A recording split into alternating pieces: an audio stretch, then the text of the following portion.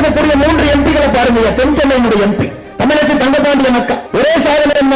இதற்கு முன்பிருந்த அமைச்சர் தங்கபாண்டியனுடைய மகன். இன்னொரு சாதனை என்ன? தமிழகத்தினுடைய நிதியமைச்சர் தங்கம் தென்னரசுடைய தங்கை. குடும்ப ஆட்சியுடைய இலக்கணமாக தென் சென்னையன். மத்திய சென்னைக்கு வந்ததுன்னா தயாநிதி மாறன் இருக்கு. யாருங்க? முரசொலிமாறன் ஐயாவுடைய மகன், கலைஞருடைய குடும்பத்தை சார்ந்தவர். வடசென்னைக்கு போனீங்கன்னா ஆற்காட்டு வீராசாமி அவருடைய மகன் கலாநிதி வீராசாமி அவர்கள். இந்தியாவில் எங்கேயும் கூட ஒரு பெருநகரத்தினுடைய 3 எம்பிக்களும் கூட ஒரு குடும்பத்தினுடைய மைந்தர்களாக இருந்து நம்ம பார்க்கலையா? சென்னை தத்தளித்துக் கொண்டிருக்கிறது. இவங்கெல்லாம் வெளியே அந்த வெள்ள காலத்தில் வந்து ஒரு பிரெட் பாக்கெட் வாங்கி கொடுக்கணும், எட்டி கூட பார்க்கல. அதுவும் குறிப்பாக இந்த தொகுதிகளில் எம்பி தயாநிதி மாறன் அவர்கள் ஒரு 10 பேருக்கு சாப்பாடு போட்டிருக்க மாட்டார். ஆனா இவர்கள் மக்கள் பிரதிநிதிகளாக இருக்கின்றார்கள். அதனுடைய விளைவை சென்னை அனுபவித்துக் கொண்டிருக்கிற சகோதர சகோதரி.